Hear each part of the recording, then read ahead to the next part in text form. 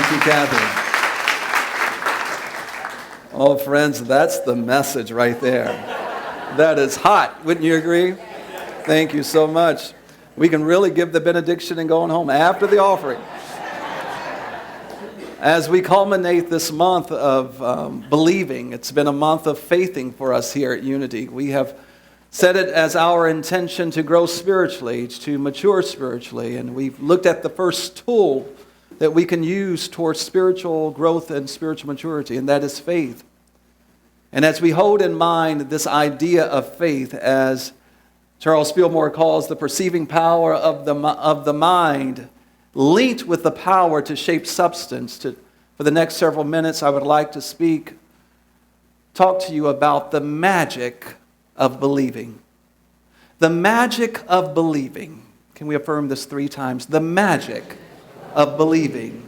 The magic of believing. Feel it. The magic of believing.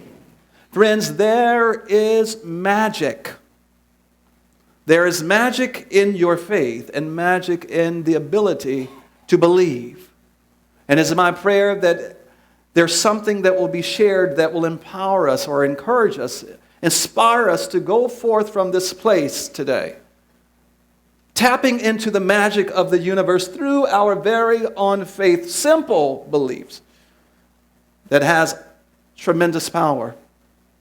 We said faith is that perceiving power of the mind shaped with the ability to form and to reshape substance. Faith is belief with strong conviction.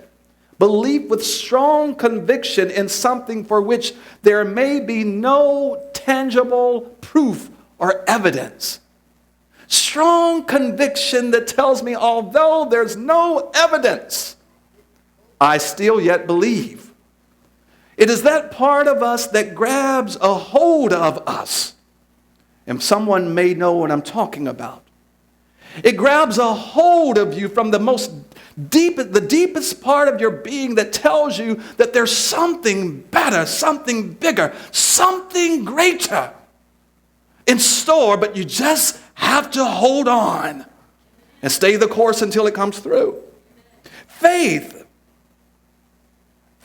and belief has so much power. It says there is a mysterious supernatural force in our faith and our ability to believe that becomes magical. And when we talk about magic, please understand magic in this context as the power to influence a course of events or circumstances or situations that the belief, our belief, our ability to believe becomes a mysterious supernatural force that influences the circumstances and events in our lives. And that can be for the better, for the good. I don't care what it is. I don't care how challenging it is. I don't care what it looks like. I don't care what the facts might suggest. Your faith and your ability to believe can override facts anytime, anywhere, anyhow. But we have to work it. We hear these words from the master teacher in the Gospel of Mark, chapter 9, verse 23. He says, if you can believe, say if with me. If you can believe, some things are possible. No, that's not it, Jack. I'm just testing. Seeing if you're paying attention. He says, if you can believe, all things are possible to those who choose to believe. Believing and faithing is a choice. It is something that we can choose, just as we choose there are those who might choose to be in fear or in doubt. That in and of itself is faith as well. It is faith. It is believing that thing can happen to you in your experience, whether it's good, bad, or indifferent. So the fear of something is the faith in that something exists for you. So we can change faith for the good. If you believe that this can happen, if you believe it, that means that your faith, if you think that it can happen, if you're afraid of it happening, that means that your faith at some level is in that thing. But he says, if we can believe, all things are possible. One of the greatest gifts that God has given each one of us is the ability to believe. And you know what? It doesn't cost us a dime to work the belief of our mind. It doesn't require a dime for us to believe, but it will require some effort. It will require trust and confidence. Belief is the motivating force of the universe that enables us to achieve our goals and heart's desire. There's an incredible power in what we believe. Talking about the magic of believing, one writer said, listen closely, if you believe you can, you will. If you believe it to be so, you can succeed. If you only believe, you can overcome mistakes of the past. If you can believe, you can fulfill your God-given purpose, plan, and destiny. When we come into that consciousness of believing, we come into agreement with God, with cosmic consciousness, with the eternal source.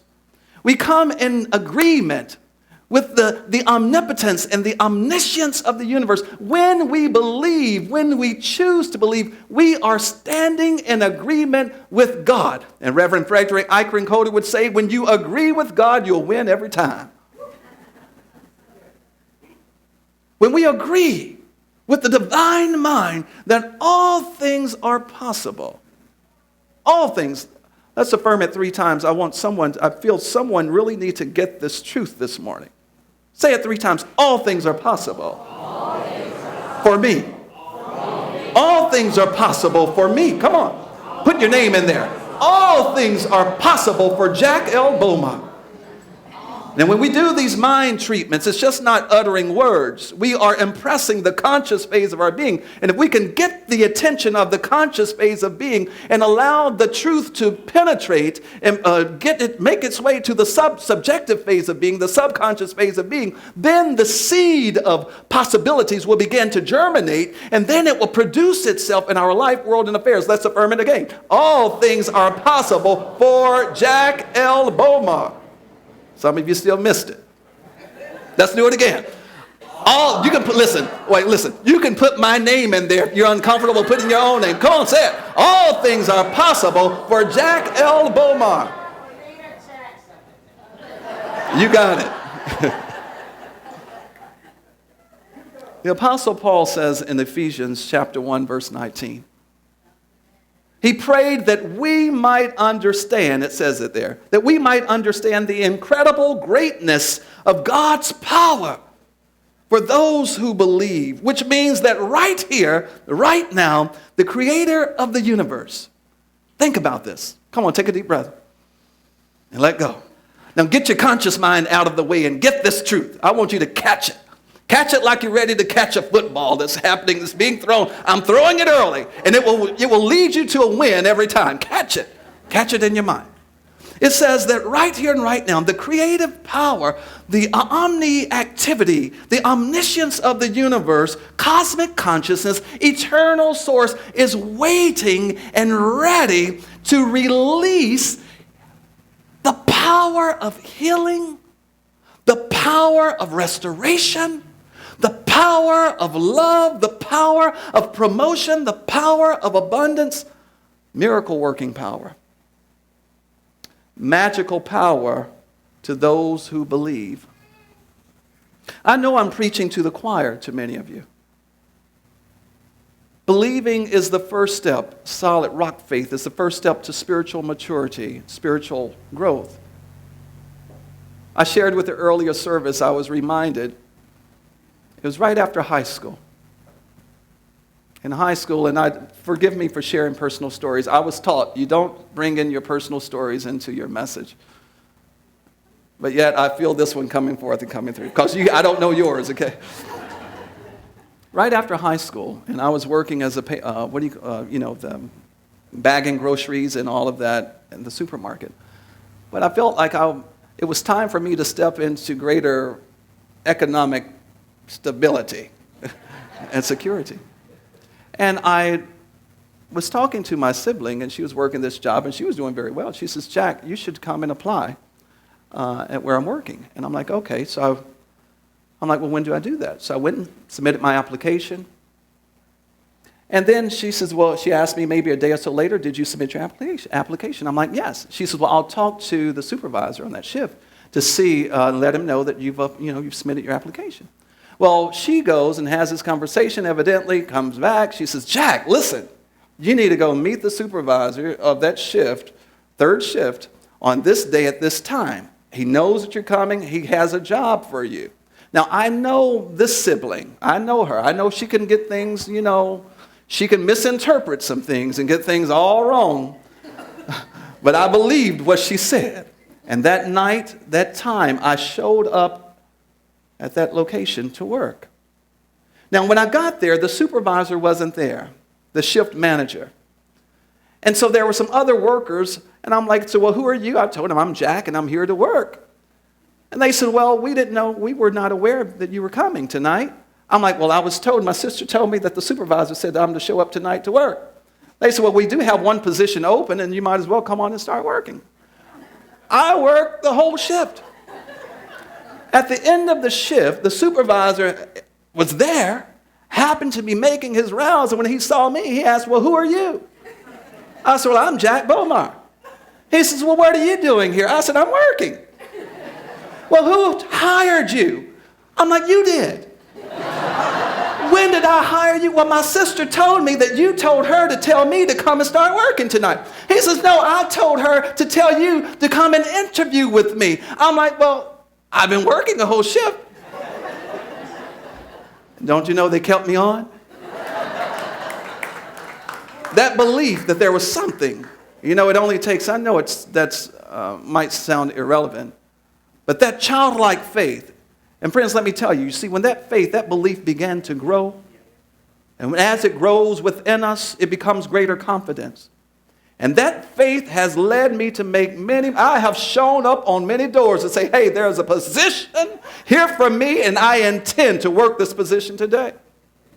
Belief that caused the universe to respond. You see, this level of faithing, this level of believing, it transcends, there are three dimensions to spiritual growth and maturity. And I know that we know this here. There's the intellectual dimension. We get it on an intellectual level. We have this cerebral, this kind of intellectual rendezvous with the divine. Then there's the metaphysical level. We have an experience with the divine. But we have to transcend that. We got to make it to the third heaven that Paul talked about. He says one day he went to a place. He called it the third heaven, and he got to see and experience and hear things that his conscious mind could not comprehend. It's called the third dimension, and that is the mystical dimension. That's where we become one with the divine. And in that place, we get to see and hear beyond our physical senses. And some of you know what I'm talking about. You tap into telepathy. You tap into that gift of clairvoyance and clairaudience, and you get to see and hear when it makes no sense to you. There's no evidence around you. There's no reports, nothing around you suggesting that this can be your experience or your reality. But there's something on the inside of you that tells you this is the truth of you. Don't let it go. Don't let it die.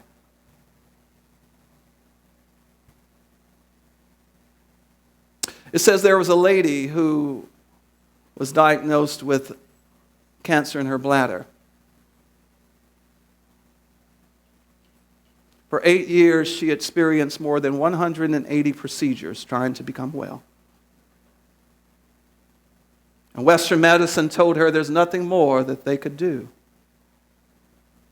She heard that there was a hospital in Beijing, China, practicing medicine-free. It was a medicine-free hospital. It was a medicine-less hospital. She took her resources and decided to go there and said when she got there, they were having procedures without medicine, without invasions, without invading the body. They hooked her up to, what's the machine where ultrasound and they showed the image of this tumor that was, 3 inches in diameter on the screen, the computer screen. And then they showed another image of the actual, what's happening in the moment, what was happening in that very moment. So there were 3 practitioners, and this is the importance of having people who can believe and know this truth. especially when you're working through some stuff. You don't want any naysayers around you because their consciousness, and listen, if I'm ever going through anything, do not come crying and being afraid for me. You come in faith and truth. If you're in doubt, stay out. That's where you got to get to. I mean, when you're serious, if you're in doubt, stay out. If they are in doubt and you're working on healing and health and wholeness and restoration and you're working on financial stability, keep them out. Doubters will bring you down every time. And it says there in that room, she had 3 practitioners. They were trained. They were trained to foster and to create within themselves the feeling in their heart of health and restoration for the patients. It says in that room, these 3 practitioners began to get the feeling in their own heart. And that's what those of you who are religious science practitioners were taught, that in order to call forth the perfection in the individual, we must see and tap into the perfection within ourselves. And when we come into alignment with the perfection of God within ourselves, then we can help another. It's just like, on air, the things that we fly on, the airplanes. Some of us are flying, we don't need those. I know I'm not the only one. And I don't need anything to get me there either. This is all it's natural. It's a natural high.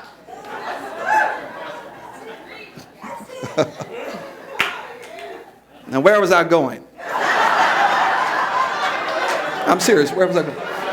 Yeah, now listen. Now, where was I going? Okay, Beijing. It says there in that moment, these 3 practitioners, that's where I was saying, and religious science were taught that in order to call forth the perfection of the individual, we got to get in tune with that. Get in tune with that perfection within ourselves. So these 3 practitioners began to chant one word over and over, and you go on YouTube, you can see this video. You can actually see the video. And it says, as they were chanting this one word, the vibration was increasing. And you could feel the energy in the room. And there on the screen, you could see it. You could actually see the tumor dissolving and dissolving and dissolving and dissolving and dissolving. In less than 3 minutes. And this is faith, when faith is really faith. It moves from even believing to knowing. Less than 3 minutes, that tumor that was 3 inches in diameter had already dissolved to nothingness. And the one word that they were chanting over and over again was translated as, it's already done. It's already done. In faith, it's done. In believing, it's fulfilled. And when we step into it, and you work the energy of your mind, the universe responds to faith.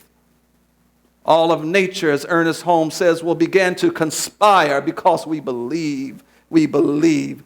And the master teacher says, if you can believe. In a previous message, it says that we only need belief the size of a grain of a mustard seed. And it can work miracles. Earlier this month, there was a couple in this congregation who heard this message of faith, and they were working through it. They wanted to anchor a new experience in their life, and they chose to entertain the idea of faith and step out of their comfort zone. And we can get fixed, and we can fix ourselves. Those of you who are on fixed income, you have fixed it. Change it in your mind. If it's fixed and you don't like it, unfix it. In your very own mind. And they heard this idea and they decided to step out of insanity. And let's see what happened. About 6 months ago, my husband and I decided we needed a house without stairs. So we started looking in all our favorite neighborhoods. And in 6 months, we didn't find any house that met our criteria that we could afford. One day, instead of looking online for new listings, I checked my phone. And I happened to pull up the wrong neighborhood. And there was the perfect house, except it was in the wrong neighborhood. Now, it was only 10 minutes past our perfect neighborhood, but, with traffic, it could be worse. So I decided I'm not going to go look at that house. So Sunday is open house day. I came to church first thing, and the message was about faith. Reverend Jack said that we have to listen to God's voice. And I sat there thinking, was that God's voice on the phone? Nah. And then Reverend Jack said, insanity is doing the same thing over and over and expecting different results. And I thought, is looking in the same neighborhoods over and over for 6 months crazy? Nah. So I went to open houses that day in our preferred neighborhoods. And the houses were junk. So I had a little extra time and I thought, I'll just go and look at this house for fun.